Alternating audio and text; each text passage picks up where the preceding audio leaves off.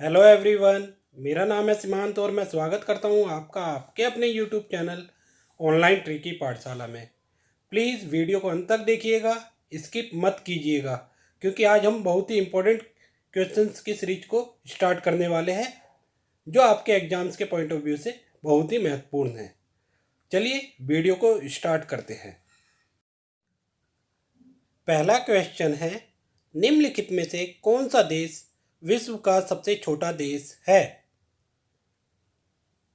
Option 1 Monaco, option 2 Vatican City, option 3 Nauru, option 4 San Marino. इसका correct answer है option 2 Vatican City. Vatican City विश्व का सबसे छोटा देश है। चलिए अब वेटिकन सिटी से रिलेटेड कुछ एक्स्ट्रा फैक्ट जान लेते हैं। अगर हम इसके क्षेत्रफल की बात करें तो ये 44 हेक्टेयर में फैला हुआ है। अगर बात करें इसकी स्थिति की तो ये यूरोपीय महाद्वीप में स्थित है। यह इटली के शहर रोम के अंदर स्थित है। चलिए अब हम यह जान लेते हैं कि यह संप्रभु देश कब बना। तो यह 7 जून 1929 को एक संप्रभु देश घोषित हुआ था। अब इसकी जनसंख्या की बात करते हैं। इसकी जनसंख्या लगभग 850 है। चलिए बढ़ते हैं अपने अगले क्वेश्चन की तरफ।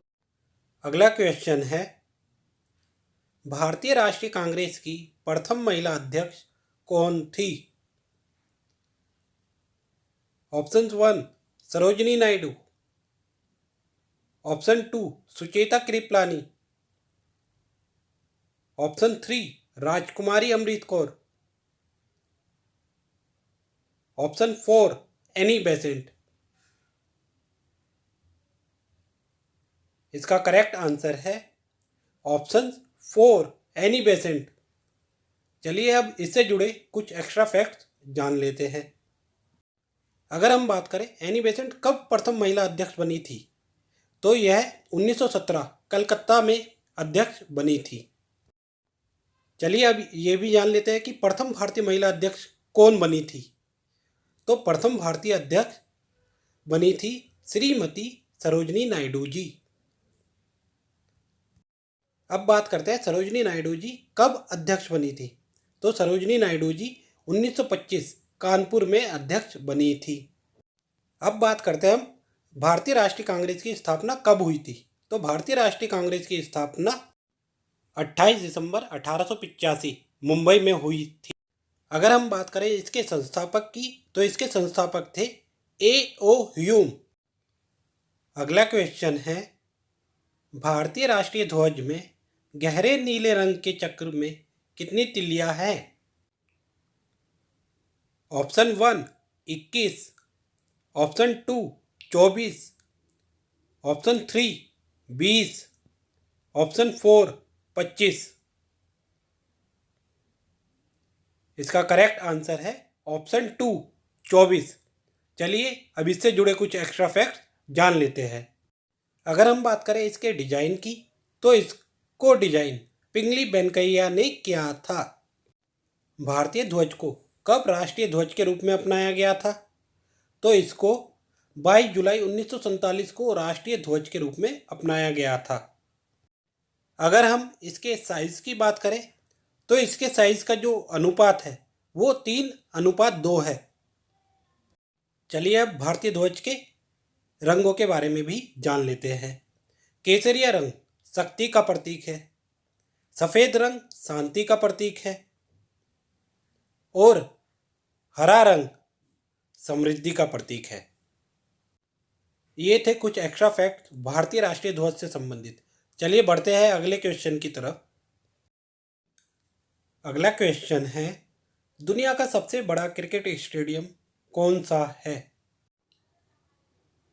Option 1 Melbourne cricket stadium, option 2 Eden Garden, option 3 Motera stadium, option 4 Lord's cricket ground. इसका करेक्ट आंसर है option 3 Motera stadium. Motera stadium दुनिया का सबसे बड़ा क्रिकेट स्टेडियम है। चलिए अब मोटेरा स्टेडियम से जुड़े कुछ एक्स्ट्रा फैक्ट्स जान लेते हैं।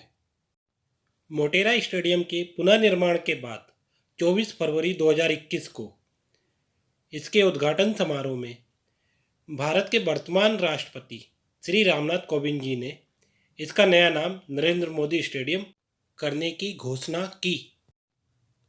अगर हम बात करें इसके पुराने नाम की, तो पूर्व में यह सरदार पटेल मोटेरा स्टेडियम के नाम से जाना जाता था। अगर इस ग्राउंड की दर्शकों की क्षमता की बात करें तो इस ग्राउंड की दर्शक क्षमता 1,32,000 है। अब बात करते हैं हम दुनिया के दूसरे सबसे बड़े क्रिकेट स्टेडियम की। दुनिया का दूसरा सबसे बड़ा cricket stadium Melbourne cricket ground है।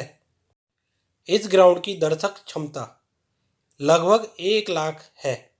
अब बात करते हैं ईडन गार्डन की दर्शक क्षमता की।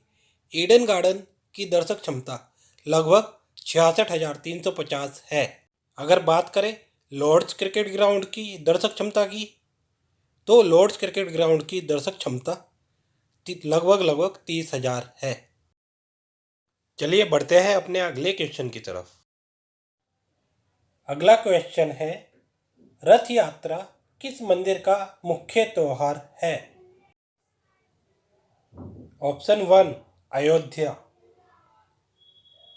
Option 2 Dwarka, option 3 Puri, option 4 Varanasi. इसका करेक्ट आंसर है ऑप्शन 3 पुरी। चलिए अब इस क्वेश्चन से संबंधित कुछ फैक्ट्स जान लेते हैं। अगर हम इस मंदिर की स्थिति की बात करें तो यह उड़ीसा राज्य में स्थित है। अगर बात करें इस मंदिर की स्थापना की, तो इसकी स्थापना 1174 ईस्वी यानी कि 12वीं शताब्दी में हुई थी। इस मंदिर को किस नाम से जाना जाता है? इस मंदिर को जगन्नाथ मंदिर के नाम से जाना जाता है और यह मंदिर भगवान विष्णु के अवतार भगवान श्री कृष्ण को समर्पित है। जगन्नाथ मंदिर हिंदुओं के प्रसिद्ध 4 धाम मंदिरों में से एक है। उड़ीसा में स्थित भुवनेश्वर शहर को टेम्पल टाउन के नाम से जाना जाता है, क्योंकि भुवनेश्वर में बहुत सारे प्रसिद्ध मंदिर हैं, जिसकी वजह से इसको टेम्पल टाउन या मंदिरों का शहर कहा जाता है। उड़ीसा में स्थित कुछ अन्य प्रसिद्ध मंदिर हैं, कोणार्क का सूर्य मंदिर और लिंगराज मंदिर। अगला क्वेश्चन है, प्रार्थना समाज का मुख्य वास्तुकार कौन था? Option 1 Lala Lajpat Rai, option 2 RG Bhandarkar, option 3 बीजी तिलक, ऑप्शन 4 एमजी रानाडे। इसका करेक्ट आंसर है ऑप्शन 4 एमजी रानाडे। अब इस क्वेश्चन से संबंधित कुछ एक्स्ट्रा फैक्ट जान लेते हैं। सबसे पहले बात करते हैं हम प्रार्थना समाज की स्थापना कब हुई थी। तो प्रार्थना समाज की स्थापना 31 मार्च 1867 में हुई थी। इसकी स्थापना कहाँ हुई थी? तो इसकी स्थापना बम्बई में हुई थी। अब जान लेते हैं इसकी स्थापना किसने की थी। इसकी स्थापना आत्माराम पांडुरंग तथा महादेव गोविंद रानाडे ने की थी। अगर बात करें हम प्रार्थना समाज के उद्देश्यों की, तो इसके उद्देश्य जाति प्रथा व बाल विवाह जैसी कुरीतियों का विरोध करना तथा विधवा विवाह, स्त्री शिक्षा आदि का प्रोत्साहन करना था। यह थे कुछ तथ्य प्रार्थना समाज से संबंधित। चलिए बढ़ते हैं अपने अगले क्वेश्चन की तरफ। अगला क्वेश्चन है, भारत छोड़ो आंदोलन को इंडियन नेशनल कांग्रेस ने कहाँ अपनाया था? Option 1 Poona, option 2 Calcutta, option 3 Ahmedabad, option 4 Bombay. इसका करेक्ट आंसर है ऑप्शन 4 बम्बई। चलिए अब इससे जुड़े कुछ एक्स्ट्रा फैक्ट्स जान लेते हैं। सबसे पहले बात करते हैं हम भारत छोड़ो आंदोलन को भारतीय राष्ट्रीय कांग्रेस ने कब अपनाया था। भारतीय राष्ट्रीय कांग्रेस ने भारत छोड़ो आंदोलन को 8 अगस्त 1942 को अपनाया था और 8 अगस्त 1942 को ही यह आंदोलन शुरू हो गया था। यह आंदोलन क्रिप्स मिशन की विफलता के बाद शुरू हुआ था। इस आंदोलन का नेतृत्व महात्मा गांधी जी ने किया था। यह आंदोलन अंग्रेजों के खिलाफ महात्मा गांधी का तीसरा बड़ा आंदोलन था। क्या आपको पता है भारत छोड़ो का नारा किसने दिया था? भारत छोड़ो का नारा यूसुफ मेहर अली जी ने दिया था। यूसुफ मेहर अली स्वतंत्रता आंदोलन के एक अग्रणी नेता थे। चलिए अब बात करते हैं करो या मरो का नारा किसने दिया था। करो या मरो का नारा महात्मा गांधी जी ने दिया था। अब बात करते हैं दिल्ली चलो का नारा किसने दिया था। दिल्ली चलो का नारा नेताजी सुभाष चंद्र बोस ने आज़ाद हिंद फौज को दिया था। चलिए बढ़ते हैं अपने अगले क्वेश्चन की तरफ। अगला क्वेश्चन है वल्लभ भाई पटेल को सरदार का उपनाम किसने दिया था। Option 1 C Rajagopalachari, option 2 JL Nehru, option 3 MA Jinnah, option 4 Mahatma Gandhi. इसका करेक्ट आंसर है option 4 Mahatma Gandhi.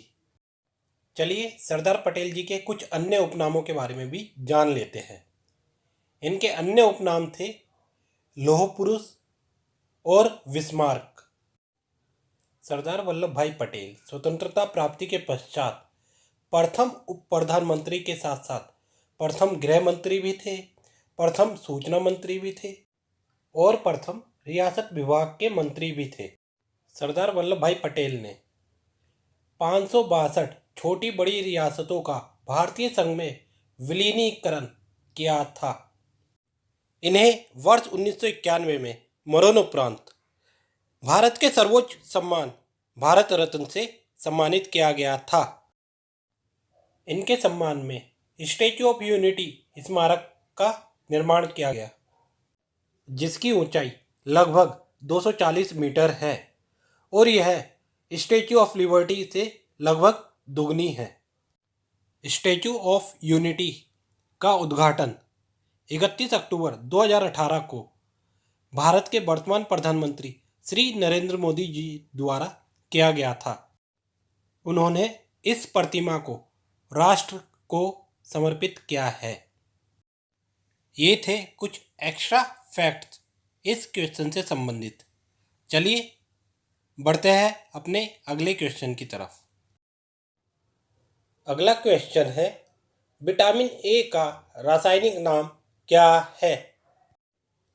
Option 1 niacin, option 2 riboflavin, option 3 retinol, option 4 thiamine. इसका करेक्ट आंसर है ऑप्शन 3 रेटिनॉल। विटामिन ए का रासायनिक नाम रेटिनॉल है। चलिए इस क्वेश्चन से संबंधित कुछ तथ्य जान लेते हैं। अगर बात करें नियासिन की, तो नियासिन किसका रासायनिक नाम है। नियासिन विटामिन B3 का रासायनिक नाम है। अगर बात करें राइबोफ्लेविन की, राइबोफ्लेविन किस विटामिन का रासायनिक नाम है। राइबोफ्लेविन विटामिन B2 का रासायनिक नाम है। चलिए अब थायमीन के बारे में भी जान लेते हैं। थायमीन विटामिन B1 का रासायनिक नाम है। अगर हम बात करें जल में घुलनशील विटामिन की, तो विटामिन B और C जल में घुलनशील होते हैं। अगर बात करें वसा में घुलनशील विटामिन की, तो वसा में घुलनशील विटामिन होते हैं vitamin A, vitamin D, vitamin E और विटामिन K। यह थे कुछ तथ्य विटामिन से संबंधित। आपको हमारी वीडियो कैसी लगी कमेंट बॉक्स में कमेंट करके ज़रूर बताइएगा। और अगर वीडियो अच्छी लगी हो तो प्लीज़ वीडियो को लाइक करें, ज़्यादा से ज़्यादा शेयर करें और सब्सक्राइब बटन को ज़रूर प्रेस करें ताकि आने वाली वीडियोस का नोटिफिकेशन आपको टाइम पर मिल सके। वीडियो को अंत तक देखने के लिए आप सभी का धन्यवाद।